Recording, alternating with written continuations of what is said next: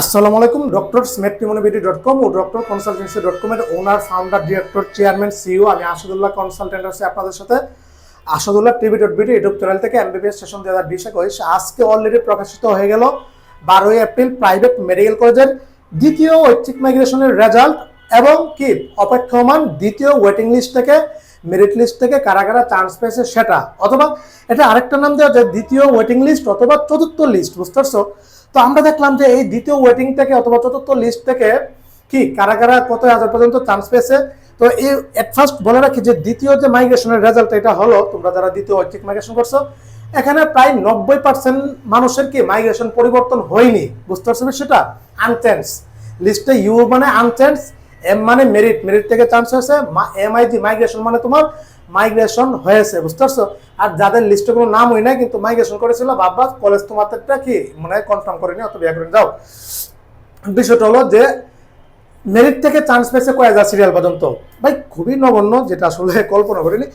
এই 49,000 সামথিং 49,050 জন এরকম একটা মেরিট পর্যন্ত গেছে, মানে 49,000 সিরিয়াল পর্যন্ত চান্স পেয়েছে এই যে লিস্ট থেকে, এই লিস্ট থেকে এটা চতুর্থ লিস্ট বলা যায়, বুঝতে পারছো? দেখো যে পূর্বে চান্স পেয়েছিল 46,300 পর্যন্ত, 47, 48, 49, মাত্র 3,000 মানে ইয়া গেছে ব্যবধান। আমি আর একটু সহজভাবে বুঝিয়ে দিই। প্রথম মেডিকেল কলেজে আমরা দেখলাম যে চান্স পেয়েছে কয় হাজার সিরিয়াল পর্যন্ত, মনে আছে তোমাদের? চান্স পেয়েছে তখন চান্স পেয়েছিল তোমার 32,000 সিরিয়াল পর্যন্ত মনে হয় চান্স পেয়েছিল, বুঝতে পারছো? তখন হচ্ছে 32,000 নাকি 31,000 পর্যন্ত গিয়েছে, 32,000 পর্যন্ত গিয়েছে।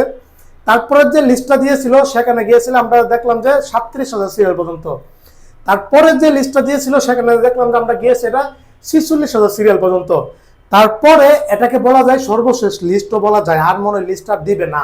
এটাতে গিয়েছে কি মাত্র 49,000 সিরিয়াল পর্যন্ত। আর গত বছর যে এই লিস্টটা দিয়েছিল এই লিস্ট পর্যন্ত চান্স পেয়েছিল 60,000 সিরিয়াল পর্যন্ত, বুঝতে পারছো? এখন দেখো ভাই, এবার ভর্তির প্রতিযোগিতা খুবই তীব্র, বুঝতে পারছো? যে এবার স্টুডেন্ট কিন্তু সিট ছাড়তেছে না, যে যে আবেদন করছে 80,000 সিরিয়াল পর্যন্ত, 82,000 সিরিয়াল পর্যন্ত, কিন্তু চান্স পেয়েছে অলরেডি ফাইনালি 49,000 সিরিয়াল পর্যন্ত, বুঝতে পারছো?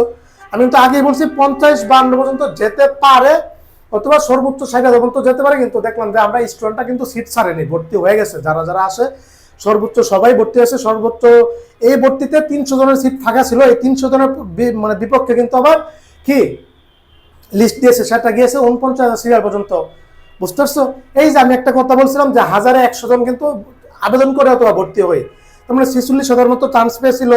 তো এটা এখন 49 পর্যন্ত গেছে, তার মানে 47, 48, 49,000 সিরিয়াল, 1,100 জন মিল পাইলা তো। তারপরে এখন প্রশ্নটা হলো যে ভর্তির মাইগ্রেশন এখন কিন্তু তৃতীয় মাইগ্রেশন অ্যাক্টিভ হয়ে গেছে, বুঝতে পারছো? 3 নম্বর একটা মাইগ্রেশন তোমরা আগামীকাল থেকে আবেদন করতে পারবা। 13 এপ্রিল থেকে 16 এপ্রিল বিকেল 4টা পর্যন্ত তুমি তৃতীয় মাইগ্রেশনে আবেদন করতে পারবা। তৃতীয় মাইগ্রেশন তুমি এখন যে কলেজে ভর্তি আসো অথবা ভর্তি হবা সেখানে ভর্তি হওয়ার পরে অ্যাক্টিভ করাতে হবে, অনেকে এটা অফ করে দিবে, এটা আবার কলেজকে বললে অ্যাক্টিভ করাতে হবে, তখন তুমি অনলাইনে তৃতীয় বা সর্বশেষ মাইগ্রেশন ঐচ্ছিক মাইগ্রেশন আবেদন করতে পারবা। করতে পারবা, সিট ফাঁকা হলে যাবে না, হলে আবার আনচান্স হয়ে যাবে, এবার 90% আনচান্স। এই তারিখের মধ্যে করতে হবে, এমনকি এই তারিখের মধ্যে তোমার ভর্তি কার্যক্রম সম্পন্ন হতে হবে। যাদের মাইগ্রেশন হয়নি অথবা হয়েছে, যাদের মাইগ্রেশন আনচান্স অথবা মাইগ্রেশন হয়েছে অথবা হয়নি, তো তোমরা যাদের মাইগ্রেশন হয়েছে পূর্বে কলেজ থেকে ডকুমেন্ট টাকা পয়সা নিয়ে ওই কলেজে ভর্তি যেতে হবে, নাহলে হয়তো ছাত্রত্ব ক্যান্সেল হয়ে যাবে, তোমার ভর্তি বাতিল হয়ে যাবে, ওই জায়গা থেকে বাধ্যতামূলক ভর্তি হয়ে যেতে হবে। তখন ভর্তির সময় নর্মালি 1 লক্ষ টাকার লেনদেন হবে, এটা নোটিশও দিয়েছে কিন্তু গতবার, কিন্তু গত কিছুদিন পূর্বে কিন্তু একটা নোটিশ দিয়েছে 1 লক্ষ টাকার লেনদেন হবে ঐচ্ছিক মাইগ্রেশন 3 নাম্বারটা শেষ হওয়ার পরে, তারপরে বাকি টাকা কলেজকে তুমি বুঝিয়ে দিয়ে দিতে হবে, বুঝতে পারছো সেটা? আচ্ছা, এই তারিখের মধ্যে ভর্তি তোমার সম্পূর্ণ হয়ে যেতে হবে, এমনকি মাইগ্রেশন এই তারিখের মধ্যে করতে হবে। আর এই মেরিট থেকে আমি ধরলাম যে এখানে 300 জন মানে 49,000 সিরিয়াল থেকে ধরো যে অনেকেই ভর্তি হবে না, এখান থেকে ধরলাম 60-70 জন ভর্তি হবে না, তারপরে তো কিছু সিট ফাঁকা থাকবে। তারপরে কি একটা লিস্ট দিবে ভাই? তারপরে না দেওয়ার সম্ভাবনা সবচেয়ে বেশি, গতবার দেয়নি এই পজিশনে গিয়ে, তারপর আর দেয়নি। যদি সিট ফাঁকা থাকে, যদি বিবেচনা করে লিস্ট দিতে পারে যে তার মধ্যে যদি ক্লাস শুরু হয়ে থাকে, তার কিছু করার নাই। 25 এপ্রিলে কিন্তু ক্লাস শুরু হয়ে যাবে। তো আজকে হচ্ছে দেখো 16 তারিখে তোমার এটা আবেদনের লাস্ট ডেট, তার মধ্যে আবার যে লিস্টটা দিবে ওই লিস্টটা দেওয়ার পর আবার আরেকটা ভর্তির ডেট দিয়ে দিবে, তখন তো এদিক দিয়ে আবার ক্লাসেরও সময় হয়ে যাবে। তার মানে চতুর্থ মাইগ্রেশন একটা চতুর্থ মানে আরেকটা list waiting 3 number waiting list দিলেও দিতে পারে, নাও দিতে পারে, দিবে যদি সিট ফাঁকা থাকে। কিন্তু দেখো ভাই প্রাইভেট মেডিকেল কলেজে সিট ফাঁকা থাকলেও ওইগুলি সবসময় সারা জীবনে কি যুগ যুগ ধরে কিন্তু কিছু সিট ফাঁকা থাকে, 100 200 300 400 500 সিট ফাঁকা থাকে নর্মালি, এটা ফাঁকা থাকিয়ে যায়, তখন কিন্তু আর কি শুধু করে না সময় দেয় না, আর লিস্টও দিবে না, বুঝতে পারছো বিষয়টা। তবে না দেওয়ার সম্ভাবনা সবচেয়ে বেশি, তারপরে যদি দেই এটা হচ্ছে ভাগ্য, বুঝতে পারছো। গত বছর দেয়নি কেন ভাই, গত বছর দেয়নি 60,000 সিট পর্যন্ত যাওয়ার পরে সিট মানে তখন আর অ্যাপ্লিকেশন যারা যারা করছিল এখন আর অ্যাপ্লিকেশন নাই, হাতে জমা নাই, রিজার্ভ দেওয়ার অ্যাপ্লিকেশন ছিল না বেঁধে গতবার দেয়নি সিট ফাঁকা থাকা সত্ত্বেও। তার জন্য দ্বিতীয় সার্কুলার তো দিবে, দেয়নি, আন্দোলন হাইকোর্টে রিটমিট করলাম। কিন্তু এবার যেহেতু পর্যাপ্ত পরিমাণ লিস্ট রিজার্ভে আছে মানে ওয়েটিং এ আছে, সিট ফাঁকা থাকলে দিতে পারে, দিয়েছিল 5 নাম্বার 6 নাম্বার লিস্টও দিয়েছিল 2023 সালে 24 সালে মনে আছে আবার, তখন সিট ফাঁকা ছিল, তখন সময় ছিল পর্যাপ্ত পরিমাণ, তখন অন্য ঘটনা ছিল, তখন হচ্ছে আন্দোলন করা হয়েছিল বেঁধে তখন দিয়েছিল চাপে পড়া। তো এবার ঘটনা অন্যরকম, বুঝতে পারছো। তবে সব দিক দিয়ে বিবেচনা করে আমার মনে হয় যে দ্বিতীয় লিস্ট নাও দিতে পারে, দিলে ভাগ্য যদি কিছু সিট ফাঁকা হয়, আর দিলেও সর্বোচ্চ 50,000 51,000 52,000 সিটের মতো যেতে পারে, এটা আশা ছেড়ে দাও। এই তারিখের মধ্যে ভর্তি হয়ে যেতে হবে। তোমরা অনেকে ভর্তি হতে চাচ্ছ কিন্তু তখন কি আর করবা, এখন তো শুধু সিট ফাঁকা না থাকলে তো ভর্তি হতে পারবা না। তারপরে ফরেন এটা হচ্ছে দেশি বিদেশি সিট মানে হিসাব করে কিন্তু এই এতটুকু পর্যন্ত আইসে, বুঝতে পারছো বিষয়টা, কিছু করার না। এবার বিদেশিরা এবার প্রচুর পরিমাণ স্টুডেন্ট আসছে, বাংলাদেশে ভর্তি হয়েছে, দেশিরও মনে করো প্রচুর পরিমাণ ভর্তি হয়েছে, এই হচ্ছে ঘটনা।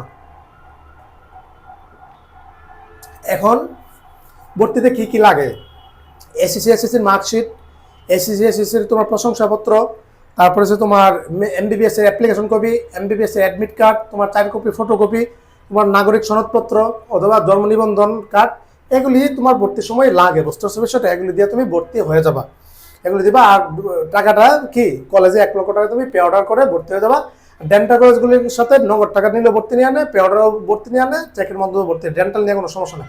আচ্ছা ও হ্যাঁ, তার এক বিষয়, ডেন্টালে কয় হাজার সিরিয়াল পর্যন্ত গেছে, ডেন্টালে 73,000 সিরিয়াল পর্যন্ত গেছে, বুঝতে পারছো বিষয়টা। যার সিরিয়াল 73 ছিল 73,000 ছিল, ও ডেন্টালে চান্স পেয়েছে, বুঝতে পারছো। মানে এতটুকু ডেন্টাল সিট বেশি ফাঁকা নাই, এমবিবিএস নাই, এখন যাও। এরপরও ভাই এখন সিট ফাঁকা হইলে দেখো যে গতবার আমি কিছু স্টুডেন্ট ভর্তি করছি বিভিন্ন সিস্টেমে, বিভিন্ন মিডিয়ার মাধ্যমে লিঙ্ক টিঙ্ক দূরে টুরে যেমন সিস্টেম করে সিট ফাঁকা ছিল। সিট ফাঁকা থাকলে তখন শেষ পর্যায়ে ক্লাস শুরু হওয়ার পরেও অথবা ক্লাস শুরু হওয়ার আগেও ব্যবস্থা করা যাবে, কিন্তু এখন এগুলি নিয়ে কথা বলা যাবে না। তখন ব্যবস্থা করা যাবে, ফরেনার সিট মিট যদি ফাঁকা হয় তখন ব্যবস্থা করা যায়, তখন টাকা প্রচুর টাকা খরচ হয়। যাও এগুলো সব কিছু ওকে করেই, ডেন্টালের সমস্যা না, ডেন্টালে সিট ফাঁকা হলে ওটা করে দিতে পারবো, এমবিবিএস ওইটা পারবো। কিন্তু এগুলি পরে যদি ফরেনার সিট ফাঁকা হয়, ফরেনার সিট অনেকে কি টাকা পাঠাইয়া ব্যাংকে $5,000 পাঠায়, তখন বাংলাদেশের আসে না, ভর্তি ক্যান্সেল করে ফেলে, ওই সিটগুলি ফাঁকা হয়। আবার অনেকে তোমার ওই যে ঝামেলা টামেলা হয়, অনেকে আবার নিট, ওরা তো 5-6 বার নিট দিতে পারে, নিট আবার দিয়ে আবার সামনে বার আবার আসার ট্রাই করে।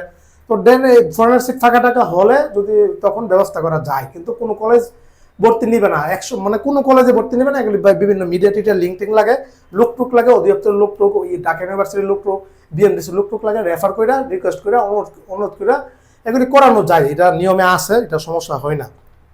আর এই ছিল, তোমরা ভর্তি হয়ে যাও, তৃতীয় মাইগ্রেশন করো, ওই কলেজগুলি রাখো যেগুলি হওয়ার সম্ভাবনা আছে। আর তৃতীয় মাইগ্রেশন কিন্তু মাইগ্রেশন এটাতে তো 90% হয়নি, তৃতীয় মাইগ্রেশনে দেখবে যে 95 জনের ঐচ্ছিক মাইগ্রেশন পরিবর্তন হবে না, সিট ফাঁকা নাই। প্রথম মাইগ্রেশনে অজস্র অগণিত পরিমাণে হয়েছে, প্রায় 60-70-80% মানুষের জন্য মাইগ্রেশন পরিবর্তন হয়েছে, ওই যে সিট ফাঁকা ছিল, অনেকে ভর্তি হয়নি, অনেকে এক কলেজ থেকে এক কলেজে। কিন্তু এটাতে তোমার সিট ফাঁকা না থাকলে তোমার মাইগ্রেশন হবে না, বুঝতে পারছো। সিট ফাঁকা না থাকলে তখন আর ওই মেরিট থেকে আর কাউকে টানবে না। তো এই ছিল, সবাই ভালো থাকো, সুস্থ থাকো, সবার জন্য অনেক অনেক শুভকামনা রইল। প্রাইভেট মেডিকেল কলেজের মেধা অসচ্ছল কোটার কি ভাইবা হচ্ছে, আজকেও ছিলাম 3.5 মহাখালীতে, ওই দিনও ছিলাম, আগামীকাল ভাইবা শেষ হয়ে যাবে, মেধা অসচ্ছল কোটা 600 জন থেকে 300 জন সিলেক্টেড হবে। তো এগুলো একটু ব্যস্ততার মধ্যে আছে, বুঝতে পারছো। তো যাও, আজকে ভাইবা অনেক ইজিভাবে নিছে, একটা কন্টেন্ট তৈরি করেছিলাম, ওই কন্টেন্টে ওনারা পর্যন্ত দেখে স্বাস্থ্য দপ্তর, আজকে আর রাগারাগি বকাবাজি অথবা অপমান করেনি, আজকে অনেক সুন্দরভাবে ভাইবা নিয়ে এসেছে স্টুডেন্টদের। মেধা গোটায় দেখো ভাই 300 জন 600 জন ডাক পাইছে, 300 জন বাতিল, আউট বা চান্স পাবে না, ওরা কিন্তু পরে আর প্রাইভেটে ভর্তি হতে পারবে না, বুঝতে পারছেন। কিন্তু গত আমি তো মেধা যাদের হয়নি ওদেরও ব্যবস্থা করছি, মেরিট থেকে যাদের হয়নি ওদেরও কিন্তু ব্যবস্থা করছি, সিট ফাঁকা ছিল যেগুলিতে সম্ভব ওইগুলিতে কিন্তু ব্যবস্থা করা গেছে, এমবিবিএস হোক ডেন্টাল হোক। যাক, এই ছিল, সবাই ভালো থাকো, সুস্থ থাকো। ক্লাস শুরু হয়ে যাবে অতি দ্রুতই, এপ্রিল মাসের 25 তারিখের সম্ভাবনা সবচেয়ে বেশি। আর এই ছিল, কি আর বলবো, আর যারা ভর্তি ক্যান্সেল করতে চায় তখন সিট ফাঁকা, কিন্তু এখন আর ওয়েটিং লিস্টে আশা করো না, এটা দেওয়ার সম্ভাবনা নাই। তখন ওই যে আন্দোলন রিটমিট করলো কাজ হবে না, সিট ফাঁকা থাকে যুগ যুগ ধরে, স্বাভাবিক, এটা কিছু করার নাই। ক্লাস শুরু হয়েছে, তখন ক্লাস শুরু হয়ে তখন কি আর লিস্ট দেয় না ওনারা, ক্লাস শুরু হয়েছে এখন আর রেগুলার কার্যক্রম দিবেও না। তবে সিট ফাঁকা থাকলে, যদি ক্লাস শুরু হওয়ার আগে যদি সিট ফাঁকা থাকে, যদি সময় থাকে, তখন দিলেও দিতে পারে, না দেওয়ার সম্ভাবনা সবচেয়ে বেশি। এই ছিল। আসসালামু আলাইকুম রহমতুল্লাহি।